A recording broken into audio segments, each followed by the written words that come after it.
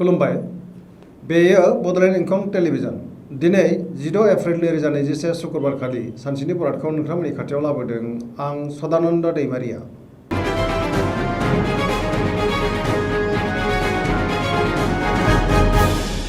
सिगां फरायथिं लादों मेष राशि।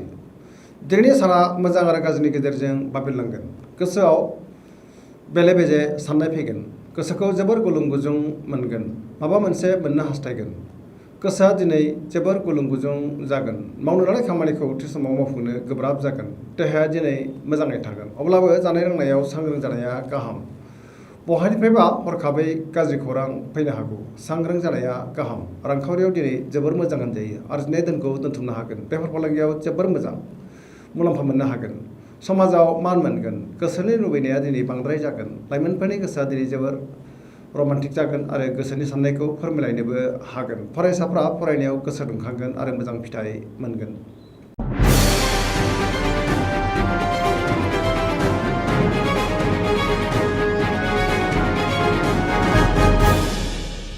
वृष राशि।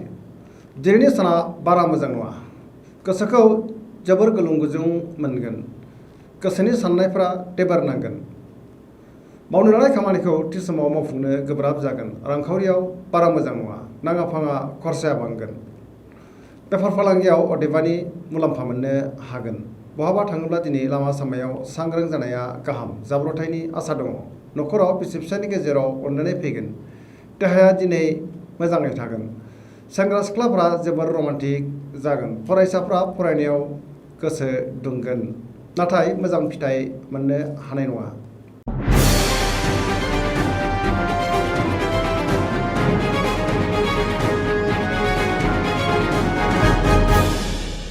मिथुन राशि। दिनैनि साना मोजां आरो गाज्रिनि गेजेरजों बाबेरलांगोन। गोसोखौ जोबोर गुलुं गुजुं मोनगोन। देहाया दिनै मोजाङै थागोन। अब्लाबो नाथाय जानाय लोंनायाव सांग्रां जानाया गाहाम। रांखावरियाव बारा मोजां नङा। खरसाया बांगोन। बेफार फालांगियाव मोजां मुलाम्फा मोननो हागोन। न'खराव बिसि फिसायनि गेजेराव अनलायनाय फैगोन। समाजाव मान मोनगोन। गोसोनि बोलोआ लोरबां जागोन। मावनो लानाय खामानिखौ थि समाव मावफुंनो गोब्राब जागोन। गुबुनजों गोरोबनानै थानो रोंनाय नङा। बिदा फंबायजों मोजां सोमोन्दो लाखिनो हागोन। बिमा बिफानि अननाय आरो बोरखौ मोनगोन।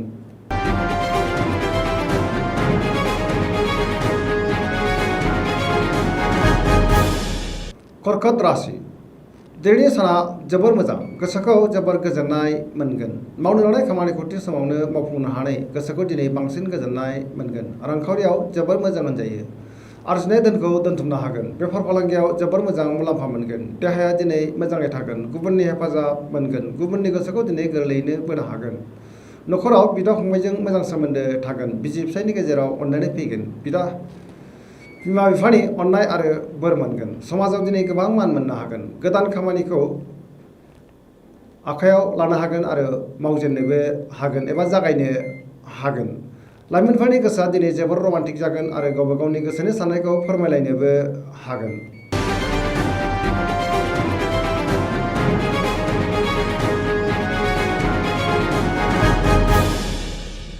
सिंह राशि।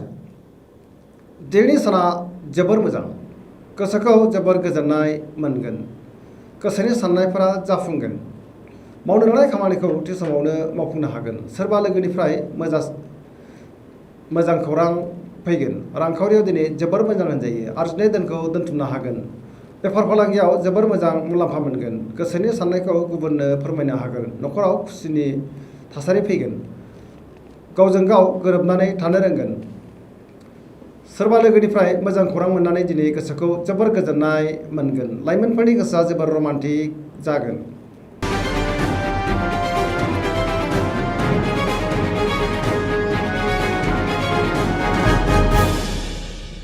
कन्या राशि।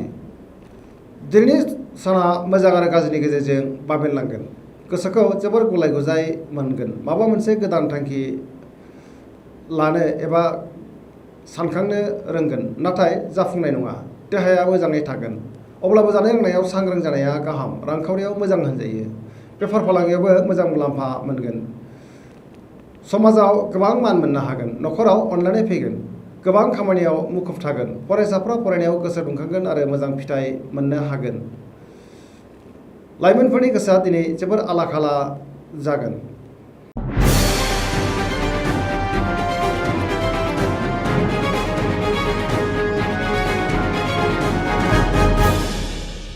तुला राशि दिनैनि साना जोबोर मोजां, गोसोखौ जोबोर गोजोननाय मोनगोन, गोसोनि बोलोआ बांगोन, गोसोनि साननायफोरा जाफुंगोन, मावनो लानाय खामानिखौ थि समावनो आरो गोरलैयैनो मावफुंनो हानानै दिनै गोसोखौ बांसिन गोजोननाय मोनगोन। देहाया दिनै मोजाङै थागोन, अब्लाबो जानाय लोंनायाव सांग्रां जानाया गाहाम। रांखावरियाव जोबोर मोजां होनजायो, मोननो गोनां धोनखौ दिनै मोननो हागोन। न'खराव बिसि फिसायनि गेजेराव अननानै फैगोन, समाजाव मान मोनगोन, बेफार फालांगियाव मोजां मुलाम्फा मोननो हागोन। अब्लाबो नाथाय खरसाया बांगोन, गुबुनजों बाख्नायजागोन। लाइमोनफोरनि गोसोआ दिनै जोबोर रमान्टिक जागोन आरो गावबा गावनि गोसोनि साननायखौ फोरमायलायनोबो हागोन। बहाबा दावबायहैनो खाबु मोनगोन, धोरोमारि बिथिङाव गोसो दुंखांगोन।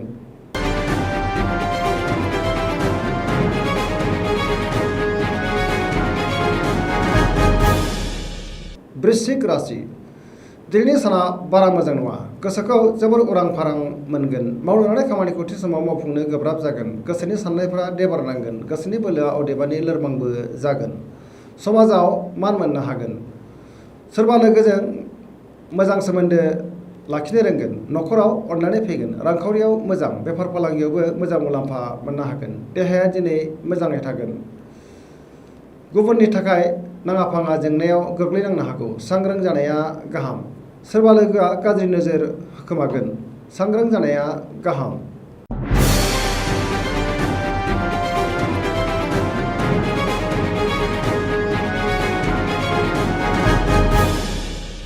धनु राशि दिनैनि साना जोबोर मोजां, गोसोखौ जोबोर गोजोननाय मोनगोन, बहाबा थांनो एबा दावबायहैनो खाबु मोनगोन, मावनो लानाय खामानिखौ थि समावनो मावफुंनो हागोन, गोसोनि साननायफोरा जाफुंगोन। रांखावरियाव दिनै जोबोर मोजां होनजायो, आरजिनाय धोनखौ दोनथुमनो हागोन, मोननो गोनां धोनखौबो दिनै मोननो हागोन, बेफार फालांगियाव मोजां मुलाम्फा मोनगोन, समाजाव गोबां मान मोनगोन, बिदा फंबायजों मोजां सोमोन्दो थागोन, बिमा बिफानि अननाय आरो बोर मोनगोन। देहाया दिनै मोजाङै थागोन।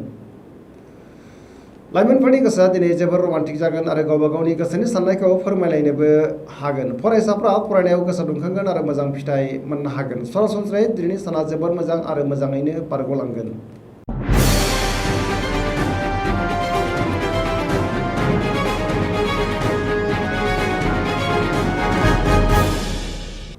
मकर राशि दिनैनि साना जोबोर मोजां, गोसोखौ जोबोर गोजोननाय मोनगोन, गोसोनि साननायफोरा जाफुंगोन, गोसोनि बोलोआ बांगोन, देहाया दिनै मोजाङै थागोन।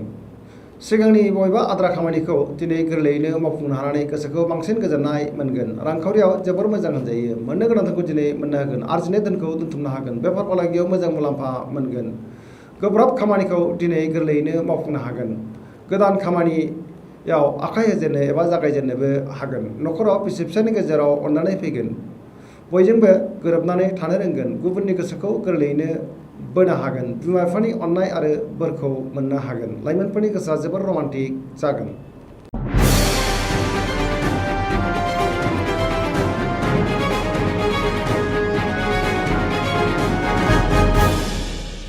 कुम्भ राशि दिनैनि साना मोजां आरो गाज्रिनि गेजेरजों बाबेरलांगोन, गोसोखौ जोबोर गुलुं गुजुं मोनगोन, गोसोआव नेगेटिभ एनार्जिनि गोहोम गोग्लैगोन, मावनो लानाय खामानिखौ थि समाव मावफुंनो गोब्राब जागोन, रांखावरियाव मोजां, बेफार फालांगियावबो मोजां होनजायो, देहाया दिनै मोजाङै थागोन, अब्लाबो नाथाय जानाय लोंनायाव सांग्रां जानाया गाहाम। न'खराव बिसि फिसायनि गेजेराव नाङा फाङा एना एनि फैनो हागौ, सांग्रां जानाया गाहाम। गोदान खामानिखौ दिनै जागायथ'यैआनो गाहाम, गुबुननि सुबुरुन लानांगोन। लाइमोनफोरनि गोसोआ दिनै जोबोर आला खाला जागोन।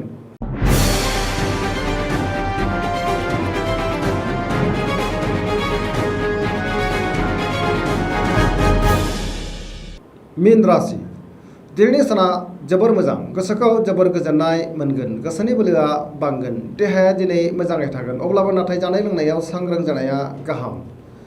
सोरबा लोगोनिफ्राय मोजां खौरां फैनो हागौ, रांखावरियाव जोबोर मोजां होनजायो, मोननो गोनांखौ दिनै मोननो हागोन, बेफार फालांगियाव मोजां मुलाम्फा मोनगोन, न'खराव अननानै फैगोन, अदेबानि सोरजोंबा रायखोमा जानोबो हागौ, गुबुनजों बांद्राय बुङाब्लाबो मोजां जागोन, नङाब्ला गुबुना गोरोन्थि बुजिगोन। लाइमोनफोरनि गोसोआ दिनै जोबोर रमान्टिक जागोन आरो गोसोनि साननायखौ फोरमायलायनोबो हागोन। सरासनस्रायै दिनैनि साना जोबोर मोजां आरो मोजाङैनो बारग'लांगोन।